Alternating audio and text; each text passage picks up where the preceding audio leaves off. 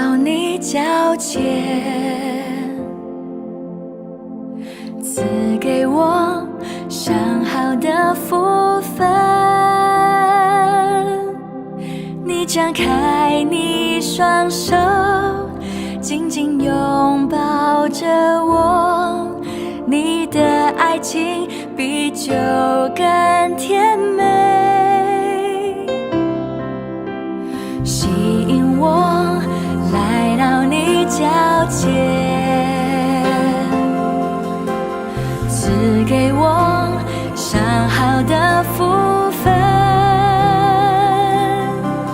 你张开你双手，紧紧拥抱着我，你的爱情比酒更甜美。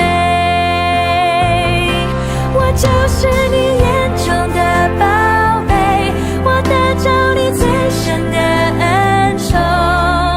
你的爱是如此强阔高深，我不愿离开。你的爱中水不能熄灭，你的爱大水不能淹没，你的爱情胜过一切珍宝，如此美丽，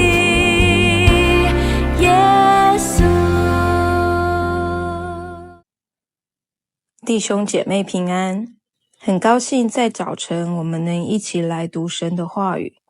今日我们要读的经文是路得记第2章，让我们先一起来读第1到第7节。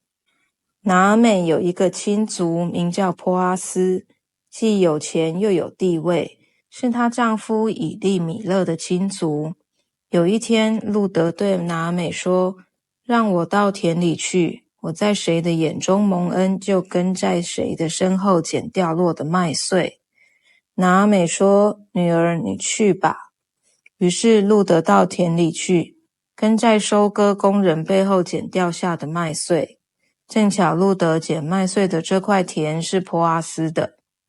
不久，波阿斯从伯利恒来，他向收割工人问安说：上主与你们同在。他们回答：上主赐福给你。波阿斯问领班：那是谁家的女孩子？他回答：她就是跟拿俄美从摩押回来的那个女子。她要求我让她跟在工人后头捡麦穗。她一大早就开始工作，现在刚停下来，在凉棚下休息。从这段经文当中，我们可以看到路得和拿俄美并没有被动的等着别人的救济，而是主动的想要自立。因此当路得向她的婆婆提出要去捡拾麦穗时，神也开始动工。路得正巧来到波阿斯的田，波阿斯正巧是拿俄美的亲族，而且波阿斯刚好从伯利恒来，这正巧是神的安排及带领，这是神给路得的恩宠，让他们两个相遇。接着我们来看第8到第16节。波阿斯就去对路得说：听我说，小姑娘，你不用到别人田里去捡麦穗，就留在这里跟女工一起，看男工到哪里收割，你就跟着女工捡去。我已经吩咐我的男工不可欺负你，你渴了就到水罐那里喝他们打来的水。路得向波阿斯下拜，伏在地上说：你为什么对我这么好，这么关心我这一个外国人？波阿斯说：你丈夫死后，你对婆婆的种种孝行我都听见了。我知道你怎样离开了父母和自己的乡土，怎样来住在这一个陌生的民族中。愿上主照你所做的报答你，愿以色列的上帝，你所投靠的上主厚厚的赏赐你。路得回答：先生，你对我真好，虽然我连做你的婢女也不配，你还这样用亲切的话安慰我。到了吃饭的时候，波阿斯对路得说：来，吃一点麦饼，蘸着醋吃。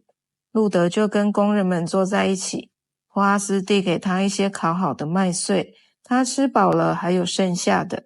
在他走开又去捡麦穗的时候，波阿斯吩咐他的工人，让他随意捡，就算从堆着的禾捆中去捡，也不可为难他。甚至要从扎好的禾捆中抽些出来让她捡，不可责备她。路德作为一个外国女子，又是年轻寡妇，因为人生地不熟，单独去捡拾麦穗，很容易遭到别人的欺负。而路德选择跟随婆婆回到故乡，她没有成为婆婆的生活压力，反而主动承担责任，勇敢辛勤地去捡拾麦穗。我们在11节可以看到波阿斯说，你丈夫死后，你对婆婆的种种孝行我都听见了。因此波阿斯提供路德全面的保护，让他跟着波阿斯的女工，并吩咐男工不可以欺负他。这是波阿斯对路德的恩宠。最后我们来看17到23节，路德就这样在田里捡麦穗，直到傍晚。他把捡来的麦穗打了出来，差不多有1篓。他把打好的麦子带回城里给婆婆看，又把留下来的食物给婆婆吃。拿阿美问他，你今天从哪里捡来这么多的麦穗？你在谁家的田里工作？愿上主赐福给关爱你的那个人。路德就告诉婆婆，他是在波阿斯的田里工作。拿阿美说，愿上主赐福给波阿斯。上主始终对活着和死了的人信实仁慈。拿阿美又解释说，那个人是我们的至亲，有义务照顾我们。路德说，他还叫我跟在他工人后面捡麦穗，直到收割完毕。拿阿美对路德说，是啊，女儿，你最好在波阿斯的田里跟女工一起。要是你到别人的田里去，恐怕会被欺负。于是路德跟波阿斯的女工一起捡麦穗，一直到大麦小麦都收割完毕。路德继续跟婆婆住在一起。为什么波阿斯会听到路德对婆婆的孝行呢？这件家务事要不是拿阿米不断对人频频提起称赞，谁会知道？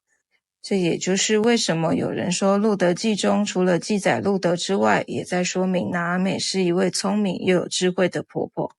她为了帮助媳妇路德在异乡能够生存下去，且找到好的归宿，不断对人赞美路德的美与孝行。路德顾念她的婆婆拿阿美，所以18节说，她把打好的麦子带回城里给婆婆看，又把留下来的食物给婆婆吃。而当拿阿美知道路德是在波阿斯的田里捡拾麦穗，并且看出路德受到波阿斯特别的照顾，拿阿美看见神的恩宠，知道神在动工。她看见机会到来，所以教导路德最好在波阿斯的田里跟女工一起。路德也顺服婆婆的教导，所以后面我们会看到路德和波阿斯结婚，成为大卫的曾祖母。这是路德蒙了拿阿美的恩宠。从路德记第2章我们可以学到，第一，给苦难者多一点的爱，就是在见证上帝的慈爱。波阿斯特别善待路德，不但邀请他和收割麦穗的工人一起吃饭，还给予更多的麦穗，让路德和他的婆婆能有更好的生活。第二，上帝是信实仁慈的，他永远与我们同在。在路德记1章21节，拿阿美说，我出去的时候富足，回来的时候上主却使我空无一物。但是到第2章20节，拿阿美说，愿上主赐福给波阿斯，上主始终对活着和死了的人信实仁慈。